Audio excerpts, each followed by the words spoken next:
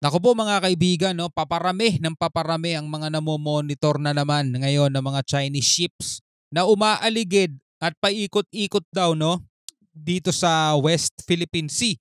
Etong balitang to ay mula sa UNTV, no. Ito 55 Chinese ships na monitor ng Philippine Navy sa West Philippine Sea. At paparami-paparami sila, paikot-ikot lang sila sa ating mga isla, mga tol. Eto, bibigyan natin 'to ng reaction video, commentary. Samahan lang ninyo ako mga kapatid. Bago natin 'to simulan, syempre huwag mong kalimutan subscribe sa UNTV. At kung bago ka pa lang dito at trip mo yung mga ganitong klaseng commentary and reaction video, partikular kapag ang pinag-uusapan natin West Philippine Sea, huwag mong kalimutan mag-subscribe. Paki-like na rin po ang ating reaction video at para ma-recommend pa ni YouTube sa mas maraming Pilipino at mabawas-bawasan naman yung mga pro-China, mga tol. So wag na natin patagalin to, panoorin na natin.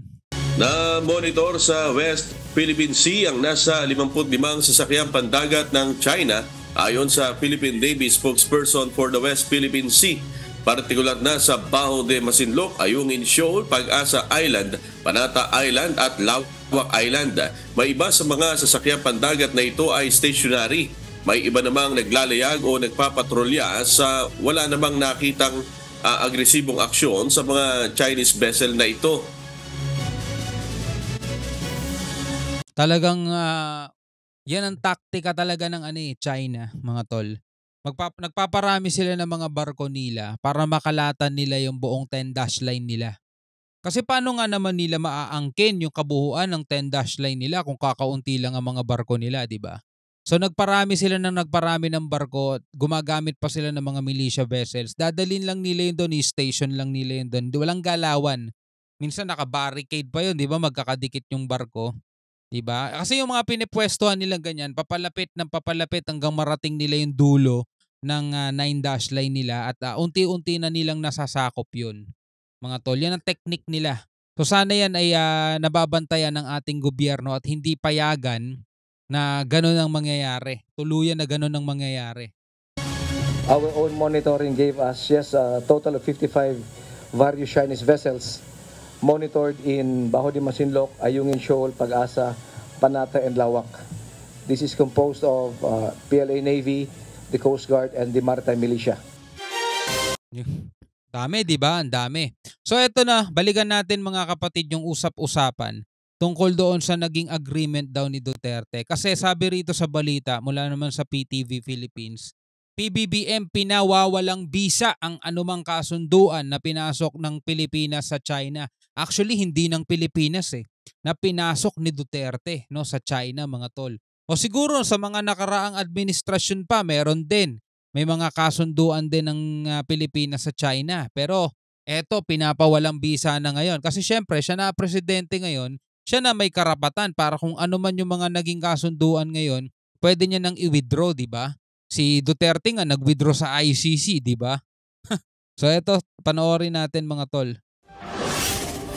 Sa harap ng issue ng umano'y secret agreement sa pagitan ng nakaraang administrasyon at ng China kaugnay ng issue sa South China Sea, binigyang diin ni Pangulong Ferdinand R. Marcos Jr. na pinawawalang bisa niya ang anumang kasunduan na posibleng pinasok ng Pilipinas. I have said that before. When this first came up a few months ago, and it turns out that the Chinese are insisting that there's a secret agreement, and perhaps there is. And I said, I don't know anything about the secret agreement. Should there be such a secret agreement, I am now rescinding it. So I've rescinded it, if indeed it exists. Ayon pa sa Pangulo. Diba? Yun ang ipinipilit ng China, mga kapatid. Lumalabag daw ang Pilipinas sa mga kasunduan. Diba? Nilalabag daw natin yung mga naging deal.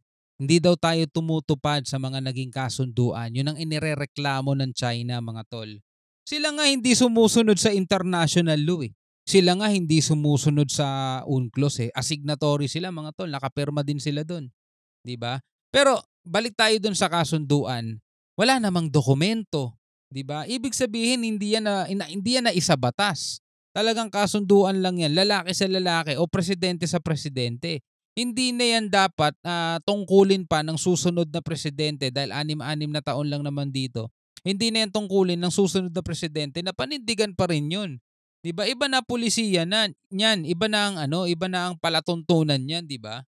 Eh, ang problema yung China, hindi naman nila naiintindihan yung mga ganung bagay eh. At saka isa pa, yung kasunduan na yon, pangahawakan nila yon dahil pabor sa kanila yun eh. Kaya nga sila pumayag eh. Sa tingin nyo ba ang China papayag sa hindi pabor sa kanila? 'Di ba?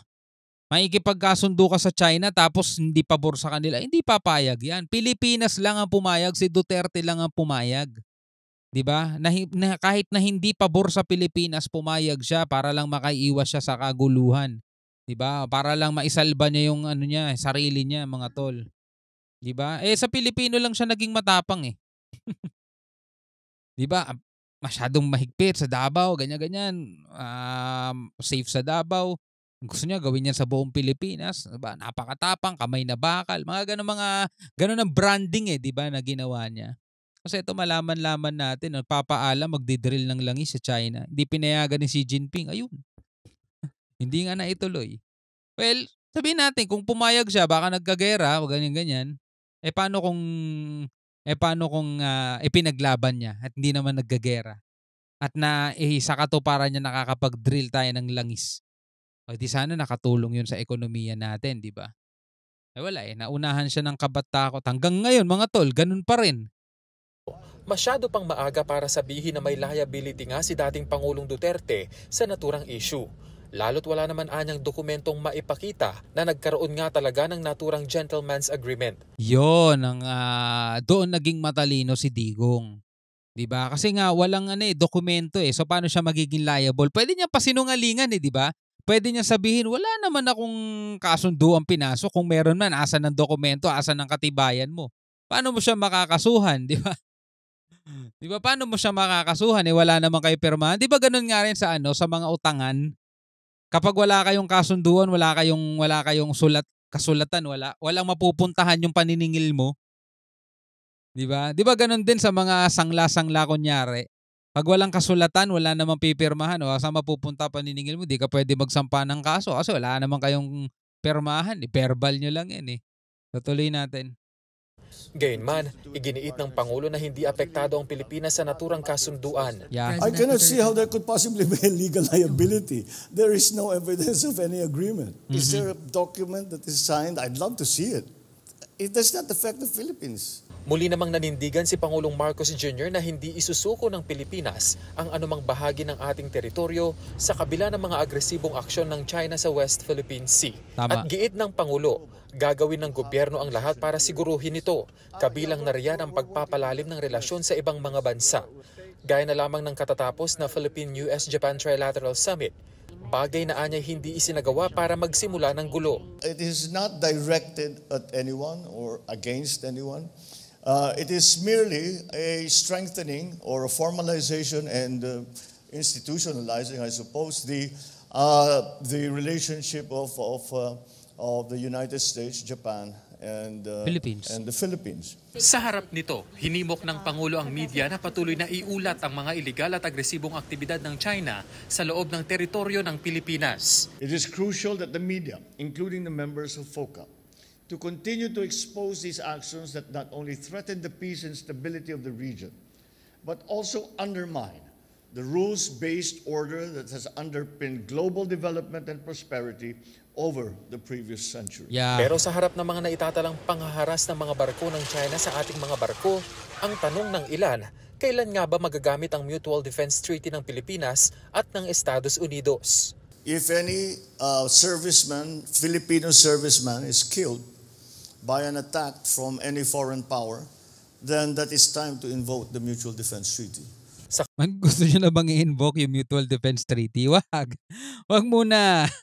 Kayang-kaya pa ng Pilipinas yan. Kabila niyan, iginiit din ni Pangulong Marcos Jr. na hindi nabibigyan pa ng Pilipinas ang US ng karagdagang access para sa local military bases.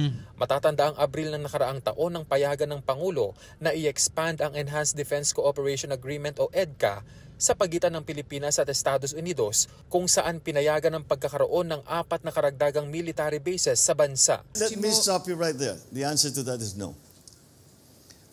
The Philippines has no plan to create any more bases or give access to any more bases.